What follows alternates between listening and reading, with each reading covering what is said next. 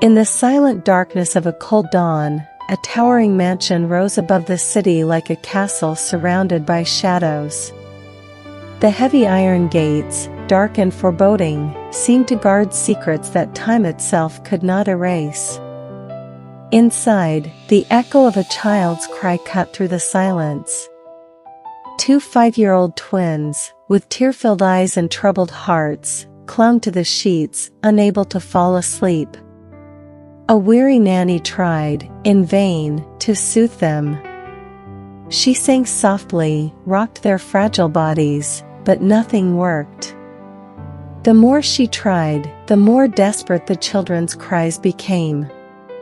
At the top of the staircase appeared the rigid figure of Leonardo Montero, a man of imposing presence and tired eyes. Impeccably dressed, yet with a face marked by exhaustion, he descended each step as though carrying an invisible burden. "Enough," he murmured, his voice low but firm. "You are dismissed." Ashamed, the nanny did not dare to question him. She quickly gathered her things and left the house, abandoning behind her the piercing sound of sobbing children. Leonardo approached his children. They looked at him with pleading eyes, but he did not know what to do. His hand trembled as he reached to caress little Clara's face, but he pulled it back before the touch. The man who faced the market, business, and power with unshakable firmness, was incapable of comforting his own children. In the silence of that night, Leonardo once again felt the weight of an old guilt, the guilt over the death of Helena, his wife, who had lost her life giving birth to the twins. Since that day, his heart had been split in two. One part loved his children with intensity, the other could not look at them without remembering the pain. And between these feelings, there was only distance. The children grew up without their mother's embrace, and without their father's tenderness. Every nanny hired had failed to help them sleep. All had given up in the face of constant nightmares, endless crying, and the sorrow that seemed to inhabit every glance. In the Montero mansion, there was wealth, but there was no peace. And on that dawn, as he closed his exhausted eyes, Leonardo believed that perhaps there never would be. The morning sun had barely risen when the Montero mansion received yet another candidate for the position of nanny. Before the tall gate, a young woman with simple features waited, nervously adjusting the worn blue dress that betrayed its long use. Her eyes, though timid, held a rare sweetness. Her name was Clara. When the housekeeper opened the gate, Clara took a deep breath, as if preparing for a silent battle. She carried no diplomas, bore no experience with great families, but within her was something no resume could ever show, a heart willing to give affection. Led into the main hall, she found Leonardo Montero seated behind a marble desk, like a king upon his throne. His gaze was stern, calculating, scanning Clara from head to toe as if already foreseeing her failure. "So, you are the candidate?" he asked, his voice firm. "Yes, sir," Clara replied, her voice trembling, but her eyes determined. "Don't bring me hopes you cannot fulfill. My children, they don't sleep." Leonardo crossed his arms, as if ending a negotiation before it even began. Clara swallowed hard. She knew the task would not be simple, yet something inside her urged her to try. "I may not have experience in mansions, sir, but I have love for children. And sometimes, that is what they need the most." Silence filled the room. The housekeeper, surprised by the young woman's courage, raised her eyebrows. Leonardo, for a brief moment, seemed unsettled by the answer, but quickly regained his cold composure. "Very well. One chance. Just one." That same night, Clara was taken to the twins' room. Lucas and Lara were already restless, their eyes red from so much crying. The weary housekeeper watched from afar, expecting the new nanny to give up like all the others. But Clara did not try to impose silence, nor did she demand they stop. She approached slowly, knelt before the children, and whispered softly, "I know it's hard, but you are not alone." Suspicious, Lara turned her face away. Lucas clutched his pillow tightly against his chest, still sobbing. Clara then sat at the edge of the bed, held their little hands, and in a calm voice began to sing an old lullaby. "Sleep, my little angel, the night has already come, close your eyes, my dear, for the sky has brightened." It was a gentle melody, filled with tenderness. Little by little, the crying stopped. The sobs turned into slow breathing. And for the first time in years, the twins fell asleep. From the hallway, Leonardo watched the scene in silence. His eyes, for the first time in a long while, were filled with something long forgotten, hope. The next morning, the light filtering through the curtains brought with it something new, silence. Not the heavy silence of sorrow, but the rest that follows a storm. For the first time in a long time, Lucas and Lara slept in late. The mansion, accustomed to waking to cries, awoke instead to the gentle sound of birds in the garden. Clara, attentive, prepared a simple breakfast in the staff kitchen. A plate of bread, fruit carefully cut, a glass of warm milk with a touch of cinnamon, memories of her own childhood, when affection and simplicity walked hand in hand. The housekeeper, astonished, observed that silent delicacy and, without a word, placed a set of porcelain plates on the table, as if to give solemnity to that small everyday miracle. When the twins finally appeared at the doorway, their hair messy and eyes still swollen with sleep, Clara smiled with the serenity of someone who had time. She knelt down, stretched out her hands, and they came. They did not run, they came. A timid gesture, yet whole. They received the embrace as one discovers a safe harbor. "Did you sleep well?" she asked, in a voice that seemed to cradle the words. Lucas nodded. Lara rested her head on Clara's shoulder, as if she already knew there was a place just for her. And that morning, the first smile bloomed at the corner of each child's lips. Clara knew, trust is a thread woven slowly. So, she didn't rush anything. After breakfast, she led the children to the garden. The lawn was covered in dew, and the flowers, tended by gardeners who did their work unnoticed, looked more alive under the gentle morning sun. Clara took off her shoes, encouraged the twins to do the same, and the three of them felt the cool grass beneath their feet, as if that green touch were saying, "We are here." "Today we're going to play Whisper Hunt," Clara announced mysteriously. "What's that?" Lucas asked, curious.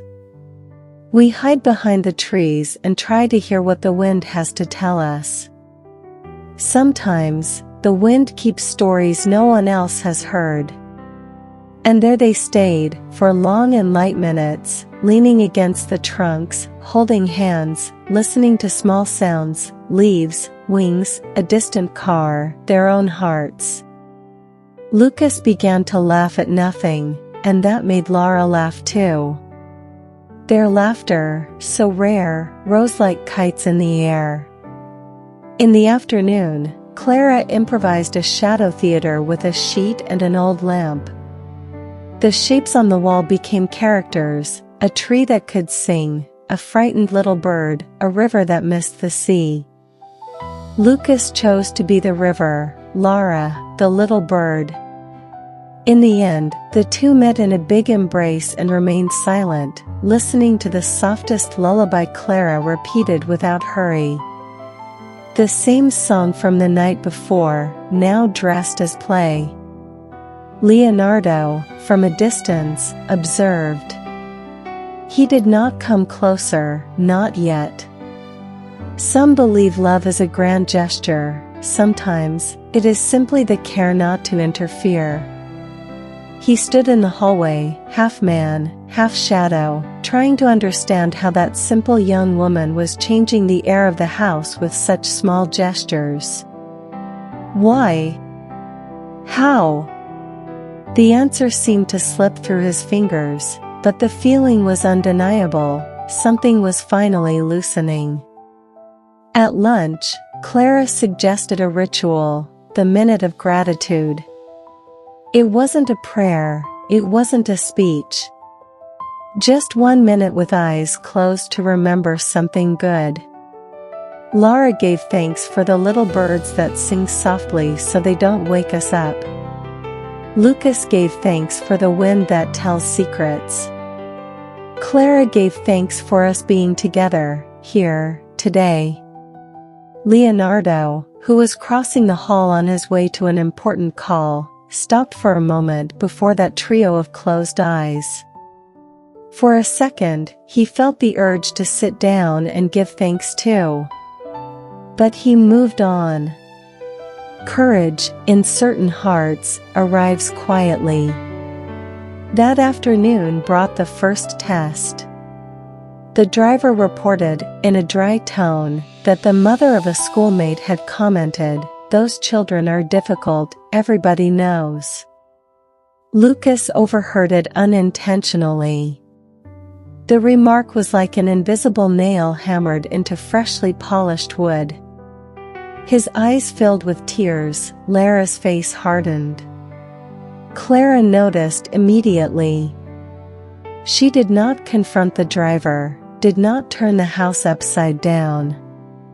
She knelt down, stayed at their level, and said, "Hurt people sometimes say things that hurt. But I know you. And I know your hearts are bigger than any ugly word." Then she took them to the bedroom and pulled from an embroidered pouch 2 smooth, shiny stones. "I got them from my grandmother. They're stones of stored courage. Whoever carries one remembers their own worth when someone tries to steal their peace." She placed one in each of their hands. Lucas held his as if clutching a secret. Lara, with almost ceremonial care, tucked hers under the pillow. The afternoons that followed became a collection of new memories. Clara made a calendar out of brown paper with leaf stamps and crooked drawings from the twins. Each night slept through earned a star. At first, the stars were timid. Then, they began to multiply like constellations in a sky that insisted on clearing. In the brief encounters with their father, small miracles began to appear. Lucas brought a drawing to Leonardo, a man with giant hands holding 2 children. The strokes were rough, but the message was clear. Leonardo wanted to praise him, but no words came. All he managed was to place his hand on his son's head, in a restrained gesture that said, "I see you." That night, alone in his office, he left the drawing leaning against the picture frame that held an old photo of Helena. By instinct, he brought the two closer, the past and the now, as if rehearsing an agreement. On a rainy night, the power went out. The mansion, immense, became a boat adrift in the dark waters of the blackout. Lucas curled up, Lara began to breathe quickly. Fear is a visitor that always knows the way. Clara did not argue with the darkness. She lit a candle, gathered the children in the hallway, and began a pirate adventure, marching steps and speaking with the voice of a brave captain. She invented a map, a hidden treasure behind the old clock, and a secret password only the three of them knew, rocking wind. Between laughter and shivers, they found the treasure, a jar of simple cookies she had baked herself. Sitting on the floor, sharing the treat, the storm outside seemed smaller. When the lights came back, the housekeeper found the three of them asleep side by side on the hallway rug, Clara in the middle, like a bridge made of flesh and affection. She covered them with a shawl. And for the first time since Helena was gone, the house witnessed a shared sleep without tears. At the end of that week, Leonardo called Clara into his office. The usually cold room was warmed by a lit lamp, and a cup of tea waited on the desk. Small gestures. Signs. He began, searching for words like someone searching for lost keys. Thank you. Clara smiled, without pretension. They are the ones showing the way, sir. I just light the lantern. He nodded, touched by a humility that unsettled him. What you do, his voice faltered, is rare. Clara lowered her eyes. She did not want to explain the inexplicable. Sometimes, what saves has no name. It is water found in the middle of thirst. It is a song without an author. That night, when the house quieted down, the twins fell asleep early, their courage stones resting on the nightstand, and a story waiting for its continuation. Leonardo lingered at the doorway, his body leaning against the frame, listening to the synchronized breathing of his children. It was almost music. He stayed until the song ended, and when he left, something in him had remained. And so, day after day, the bond was built not like a finished bridge, but like a path slowly opened through weeds and waiting. With steps, stumbles, laughter, and a kind of full silence that only exists when pain begins to have a name. Clara taught the twins to name their fears. And fears, when called by name, sometimes say goodbye. The mansion, carefully, began to remember what it meant to be a home. The newly arrived peace awakened old echoes. On Clara's 7th day in the house, Leonardo, passing by the children's room, heard the song again. It was not just melody, it was memory. Each note pulled a thread of the past, and the past, when pulled, comes whole. Helena used to sing that song at the very beginning, when they were just two young dreamers with oversized plans. She sang softly in the back seat of the car, on the way home from long trips, her head resting against the window, her feet bare. She sang to calm her own fear, before big conferences, before greater decisions. Sleep, my little angel, she would say, and her voice would turn any place into a shelter. And now, there it was again, the same song flowing from another throat, with the same gentleness. How?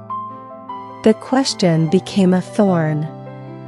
And the thorn, like all thorns, grew inflamed. Leonardo did not want conspiracy. He wanted peace. But a suspicious heart is like a trained dog, one snap is enough to make it sniff again. The next morning, he discreetly summoned his trusted investigator. Few words, no drama. Just clear instructions. I want to know who Clara is. Everything. Where she came from, who she lived with, who taught her to sing. The investigator nodded, well accustomed to the private labyrinths of the wealthy. He left without a sound, carrying with him the promise of answers. Clara did not notice the underground movement, and if she did, she chose not to see it. She continued with the carefully woven routine, stories after lunch, drawings before bath time, the lullaby always a little softer at night, as if respecting sleep, as if asking the dark for permission. But the dark has ears. And that song, which had now become a bridge, began to light up other memories. One afternoon, rummaging through a box of old toys, Lara found a wooden rattle with a piece of blue ribbon.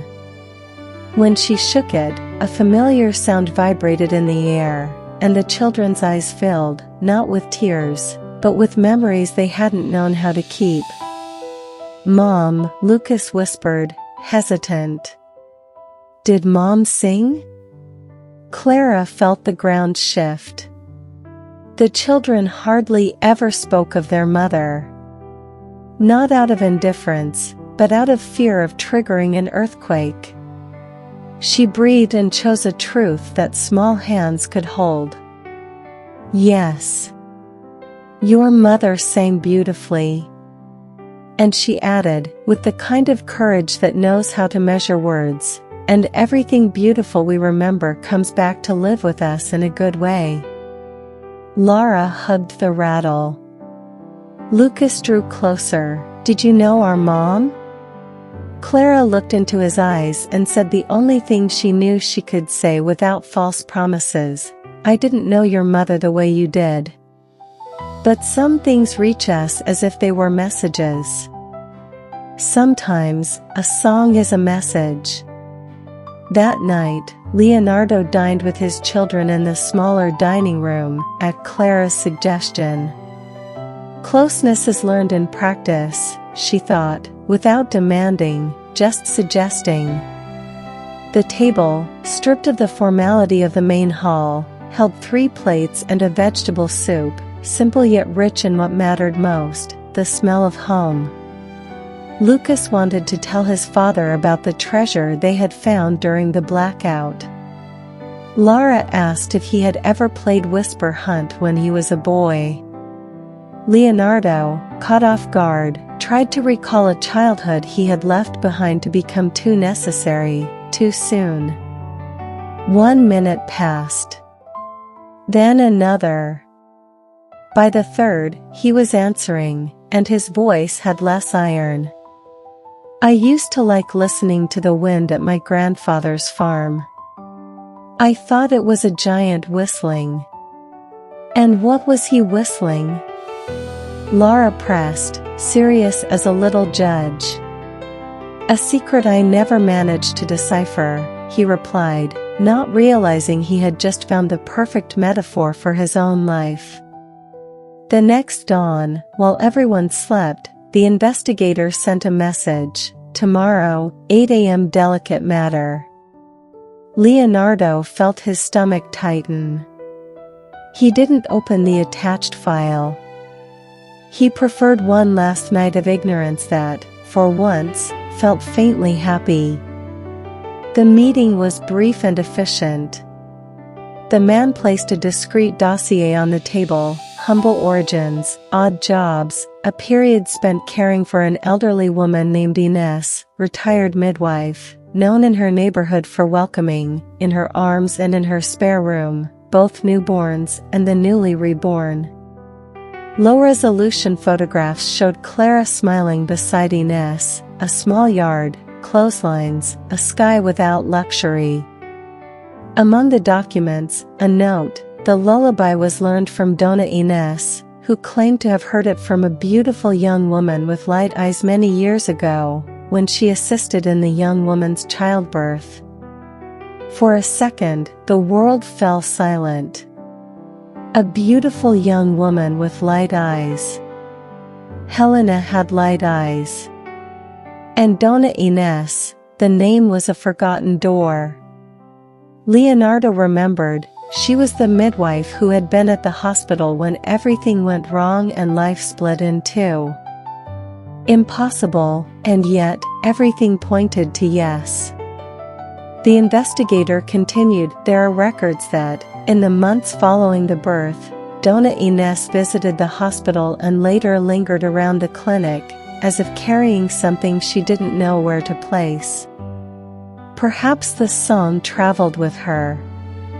The song that had crossed through loss, the song that had found Clara before the twins, the song that now returned like an invisible thread stitching part of the tear. Leonardo thanked him, paid, dismissed. He was left alone with the papers that explained almost nothing and, at the same time, said everything that needed to be said. There was no trick. There was destiny, the kind you don't speak aloud, so as not to scare it away. But the peace of understanding came mixed with something else, fear. Fear of clinging to what could slip away, fear of seeing in his children the reflection of a love impossible to repeat, fear that Clara was only a patch one day destined to unravel. And fear, when it visits, devours the scraps of courage. That night, Leonardo entered the children's room while Clara, in the dim light, was finishing her song. He didn't ask permission. The urgency of those who are afraid is rarely polite. Where did that song come from? He asked bluntly. Clara, startled, straightened in the armchair.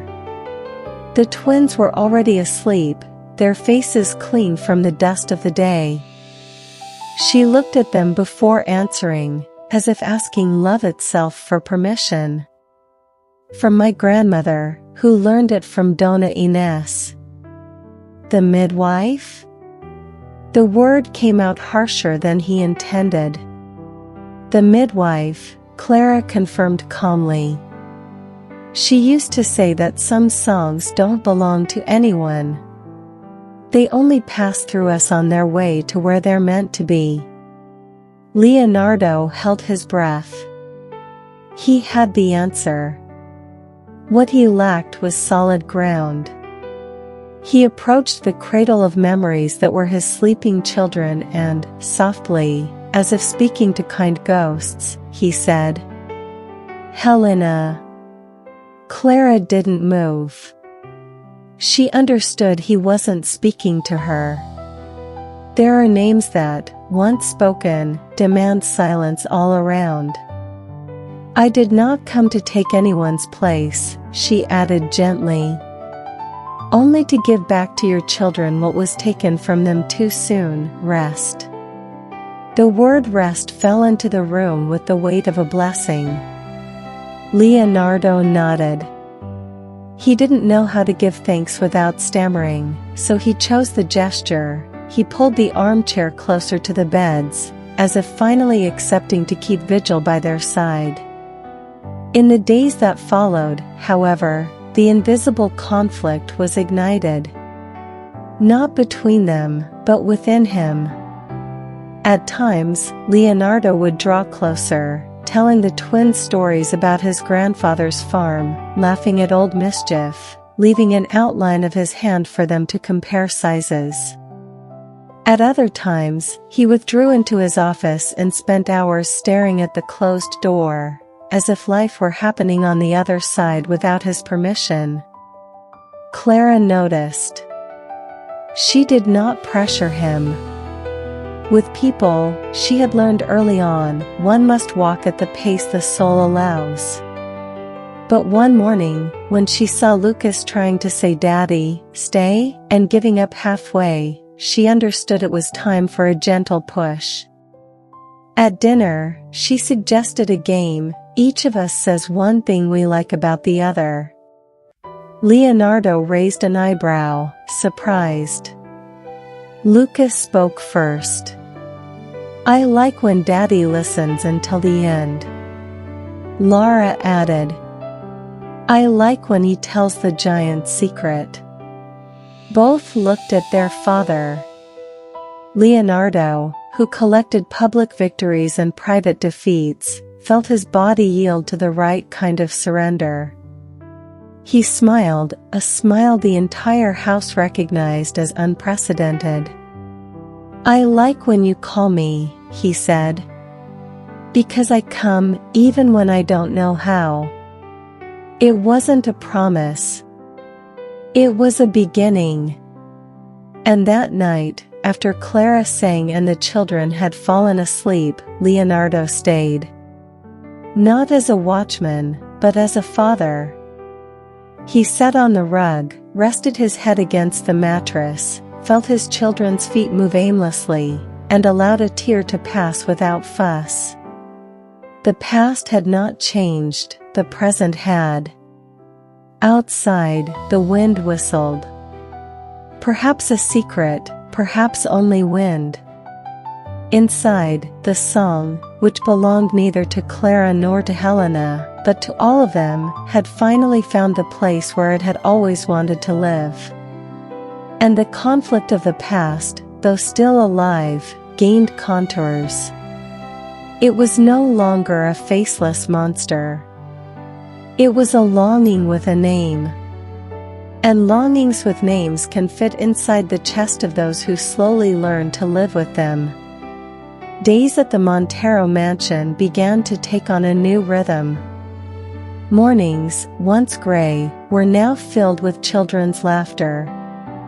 Clara had transformed the garden into a stage for adventures, the bedroom into a refuge for dreams, and the dining room into a place for simple but precious conversations. But the more the twins blossomed, the more restless Leonardo's heart became. Clara's presence was like a discreet flame, illuminating the dark corners of the house, and his own. That night, the silence seemed heavier than usual. Leonardo called Clara into his office. On the desk, the dossier delivered by the investigator was still open, as if waiting for him.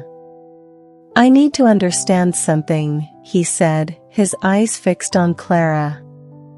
"How is it possible that you sing exactly the same song my wife used to sing, if you never knew her?" Clara drew a deep breath.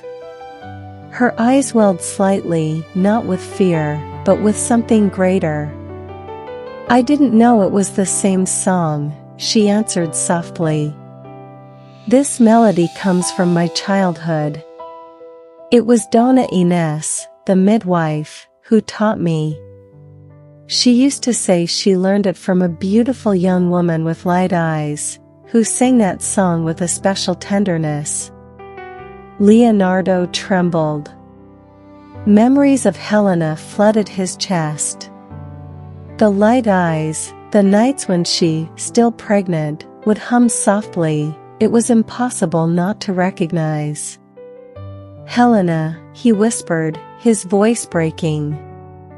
It was her. A reverent silence filled the room. Clara lowered her eyes, finally understanding the invisible thread that bound them. "Maybe," she said gently, "your wife left a piece of herself in this world. And somehow, that piece reached me, so I could give it back to your children." Her words echoed like a revelation. The millionaire, accustomed to controlling everything with numbers, contracts, and strategies, realized some things were beyond his reach. It was destiny. It was love that crossed invisible borders. That night, Leonardo could not sleep. For the first time in years, he cried silently, sitting in the dark of his room, feeling that Helena's presence was back, not as a painful absence, but as a memory that healed. Meanwhile, in the next room, Clara kept vigil over the twins' peaceful sleep. Her heart beat faster, for she too felt that something had changed forever. The next morning, Leonardo came down for breakfast without his usual armor of coldness. There was a softness in his gestures, a new light in his eyes. Lucas ran to him with a drawing in his hands. "Look, Daddy. It's us, together." On the paper, 3 figures holding hands, him, Lara, and Lucas. Above them, a smiling sun. Leonardo looked at the drawing and felt tears rising again. But this time, he did not fight them. He knelt before his son, hugged him tightly, and then pulled Lara in as well. "I'm sorry," he whispered, moved. "For all the days I didn't know how to be with you." The children hugged him even tighter, not fully understanding, but feeling the truth of that apology. Clara, watching from a distance, smiled with tears in her eyes. The scene was proof that wounds, no matter how deep, could begin to heal. That night, Leonardo gathered the courage to do something he had never done since Helena's death. He entered his children's room before bed.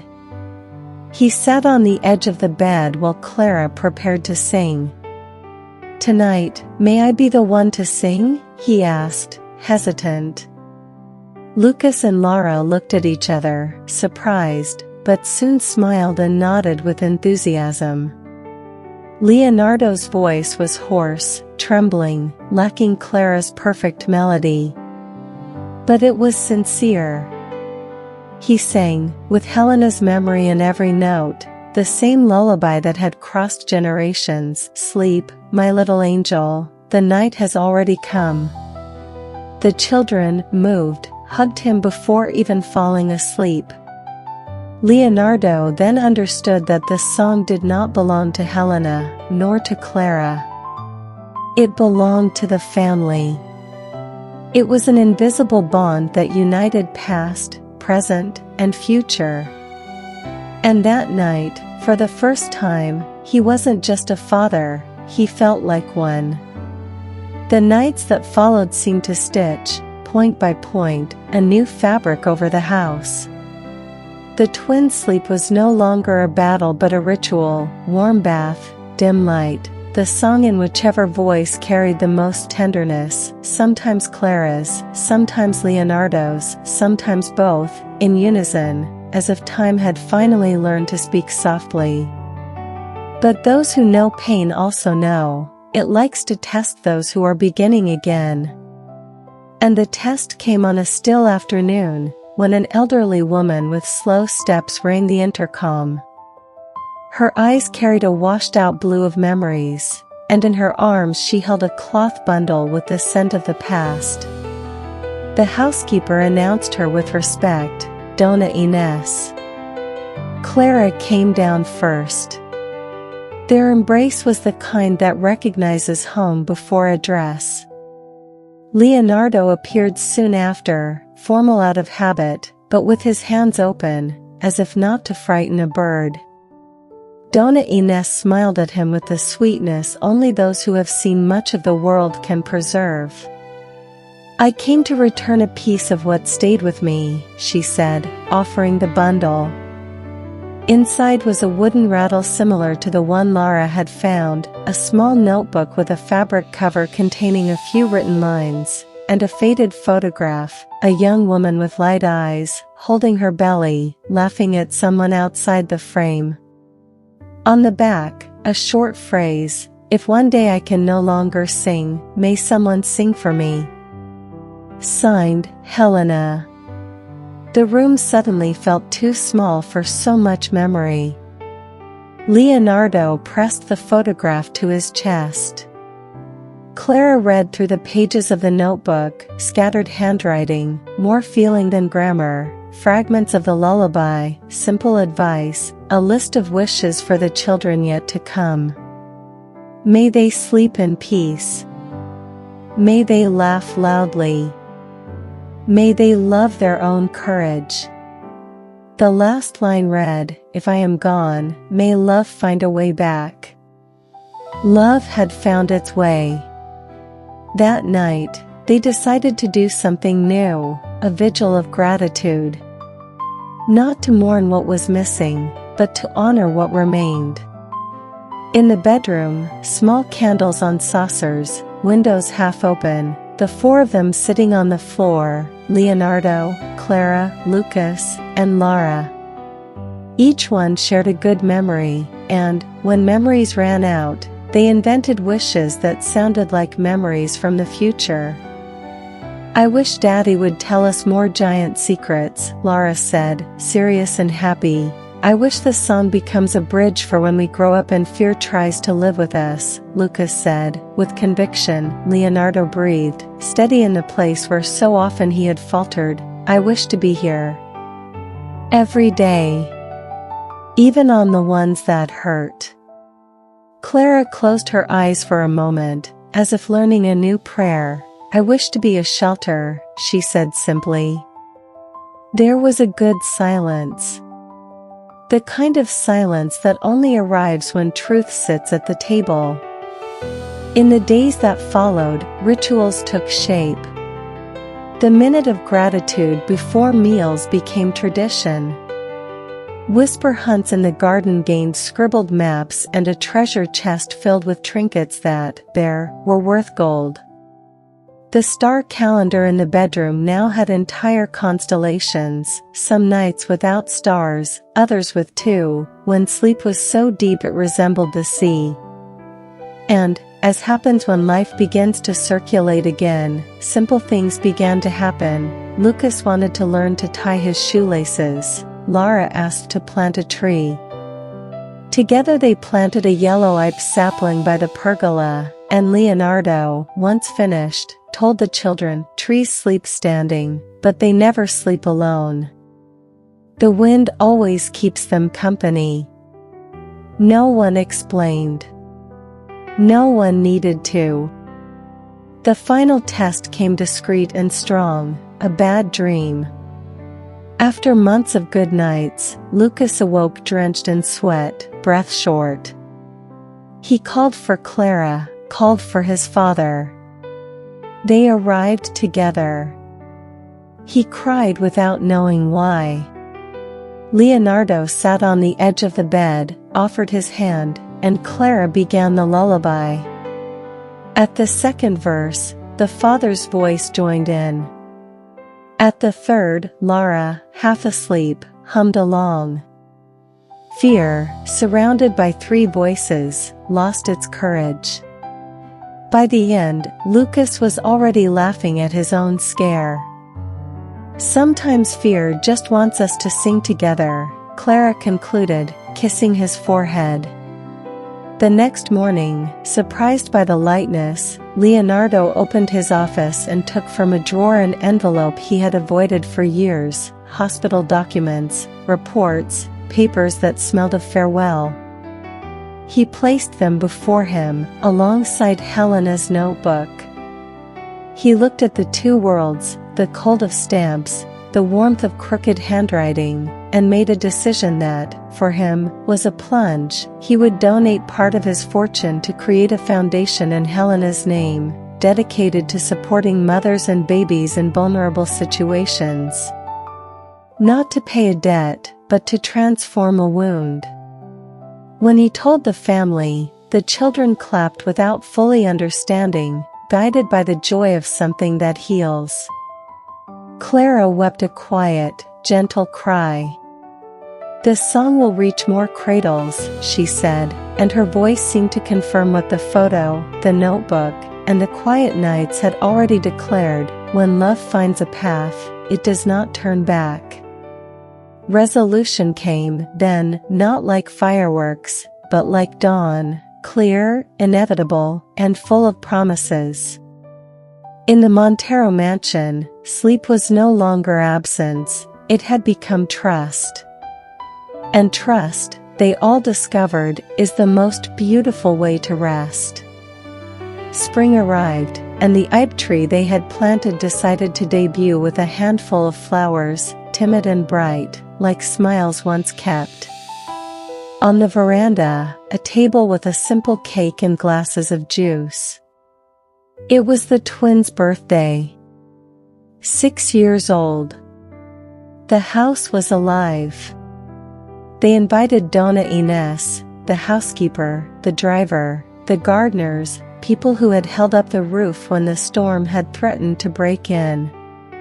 There was no exaggerated luxury, there was presence. And presence, they had learned, decorates better than anything. Lucas and Lara ran across the lawn in a game of tag that looked like a choreography of laughter. Leonardo watched them with a pride too big for his chest. At one point, he called the two over and handed each a simple frame, inside, the year's star calendar, with a dedication, to remember that you turn nights into sky. Signed, Dad. Clara came with a gift that wasn't wrapped, a wooden box she had made herself, a heart burned into it, and inside, Helena's notebook and the courage stones. This belongs to you, she said, looking the twins in the eye. One day, when the world feels too tall, open this box. Inside is everything your family's love knows how to say. Lara hugged Clara with the strength of someone who knows how to recognize a harbor. Lucas, already grown in courage, tugged at his father's hand. Let's sing? And they sang. All of them. The song crossed the veranda, touched the ipe blossoms, slipped through the kitchen window, and landed in the memory of someone just arriving. A neighbor walking by slowed his pace, as happens when you hear something good in the distance. By late afternoon, when the sun rested on the roof and the wind made its rounds, Leonardo spoke softly, more to his heart than to the air. Thank you for coming back, my love. The gratitude had no fixed address. Perhaps it was for Helena, perhaps for Clara, perhaps for the children, perhaps for life itself. It didn't matter.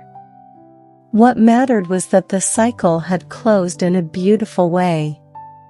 That night, after the birthday song and the embraces, after the mess and the dishwasher singing its metallic tune, Lucas and Lara lay in bed with the kind of tiredness only full days can give. Clara turned off the light, Leonardo adjusted the blankets. Their hands met for a second in the middle of the room, a second enough to say the unsayable, we are here.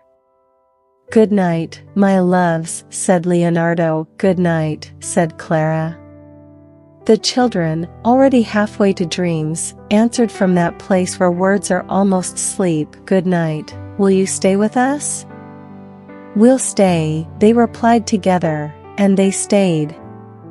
The camera of memory, if it existed, would have closed on a detail, 2 courage stones on the nightstand, a notebook with worn pages, and, through the window, a yellow ipe promising to bloom taller next year. Inside the room, 2 small hearts learning that to sleep is to trust. Outside, 2 grown hearts discovering that to exist is to care. And so, in that house that had once been synonymous with insomnia and longing, sleep became synonymous with passion for life. The end.